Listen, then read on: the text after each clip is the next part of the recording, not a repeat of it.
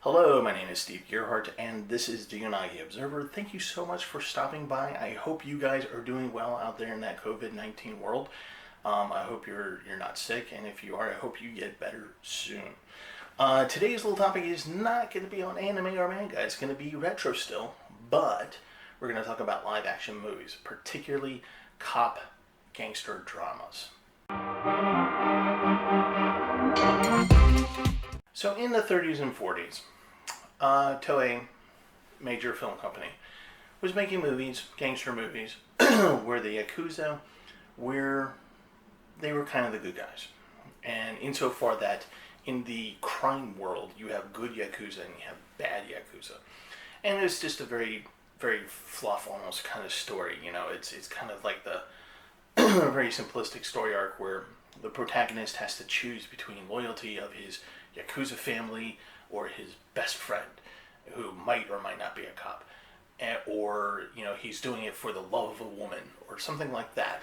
And usually there's some honor, chivalry involved with these kinds of movies. So they're very typical 1930s, 1940s gangster fluff pieces where there is usually a happy ending.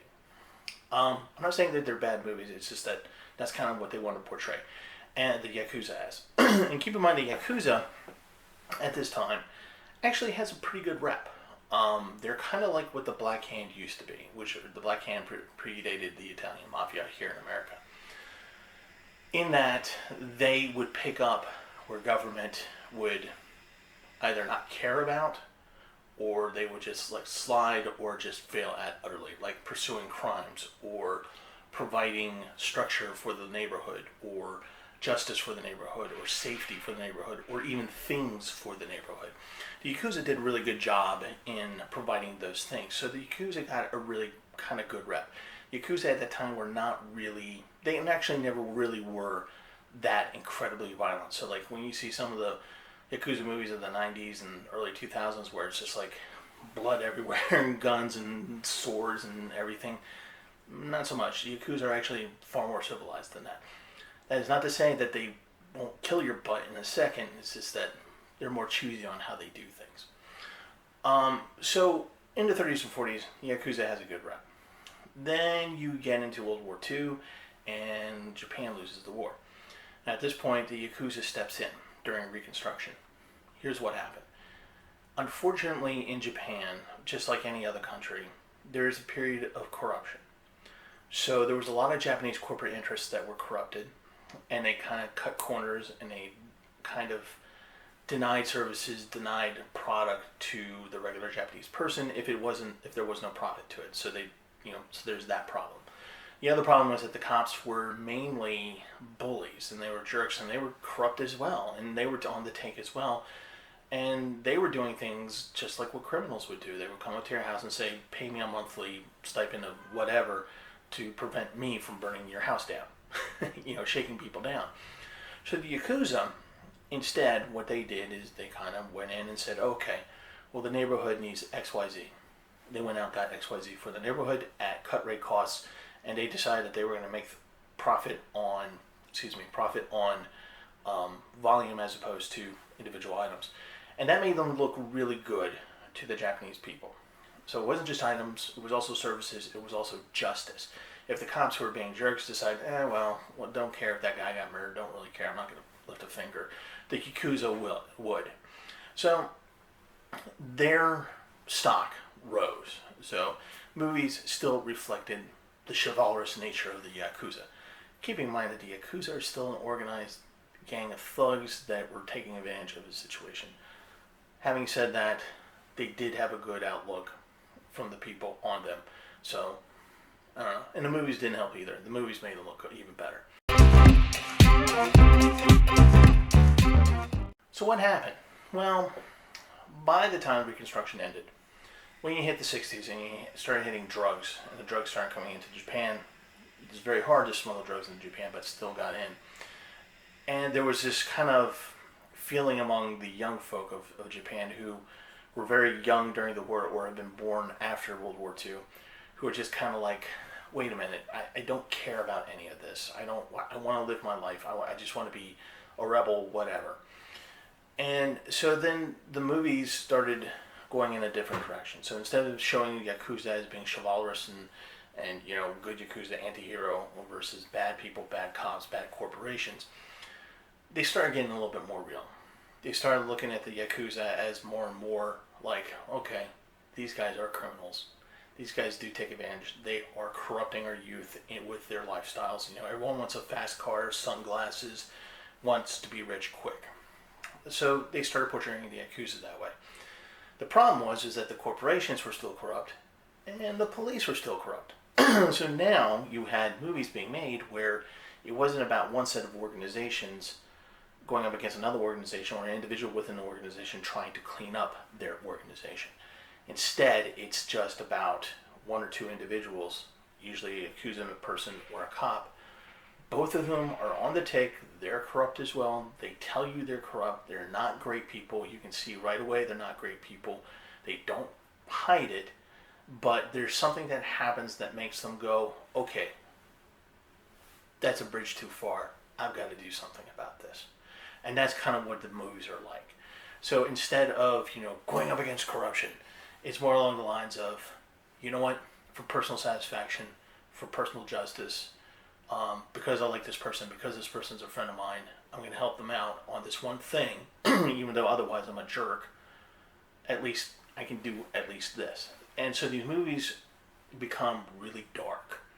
They can become really gritty. The violence is more pronounced. And there was one particular production company called Nikatsu. And they started making these types of movies. Now, that kind of genre is actually called Nikatsu films, which basically translates to, everyone's a bad person, choose your side, and watch the movie and enjoy it. So there's no really redeemable characters, and there's no real redeemable acts. There's just people going through an impossible situation that they've created for themselves and how they live through it. Like, for example, you're a cop on the take. You have a mistress on the side, but you're still married. Your boss is on the take, but with a different family, Yakuza family.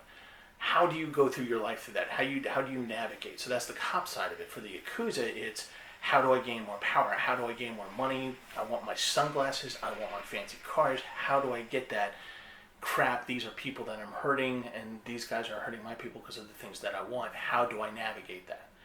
So that's what those movies are about. They're just basically following people in really bad, self-made bad situations and how they navigate through it. And they usually don't make it. And by that, I don't mean that they always die at the end. It's just that whatever goal that they're trying to achieve, they flat out fail. A lot of these movies are pretty decent. A lot of them are pretty bad. There's two in particular. I've done reviews for them both. One is Tokyo Drifter, which I do not like, but a lot of people do, only because it's very stylized. It's not really, I think, real. Think Batman 60s show, but with a lot more violence and showing people getting shot in the head. That's Tokyo Drifter. Cop versus Thugs, which I really do like, is more along the lines of a more real gangster cop movie. So this is a very niche kind of genre. So if you're not familiar with this kind of genre, I would tell you to start with the Hong Kong crime movies first, like Hard Boiled and things like that.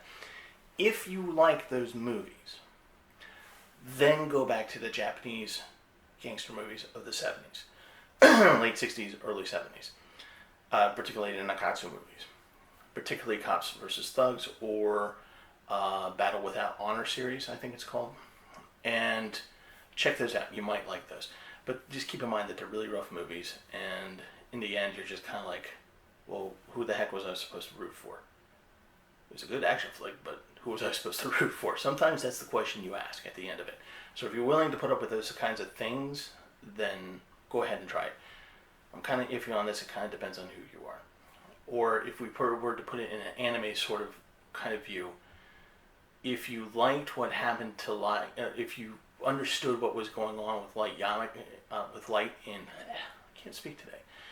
If you like Death Note and you enjoyed watching Light's progression then fall from grace, you might like these movies. If you are more along the lines of Dragon Ball, probably not going to like these movies. So anyway, that's the advice I have for you, but I would encourage you just to push the envelope a little bit. Odds are you're probably in quarantine right now, so what can it hurt to give these a try? You can find them on Netflix, you can find them on streaming, you can find them just about anywhere. So give it a try, see what you think, and before I lose my voice totally, thank you so much for watching this video. Thank you for coming. This is the Unagi Observer. My name is Steve Gerhardt. And if you like this video, hit the like button. If you want to subscribe, and I hope you do, I would love it if you subscribed. And you will get a free digital sushi if we hit 250 subscribers. And who doesn't like digital sushi? Anyway, so just hit like, hit subscribe, come back next week. Stay safe, stay healthy. You guys are awesome. I'll see you next time.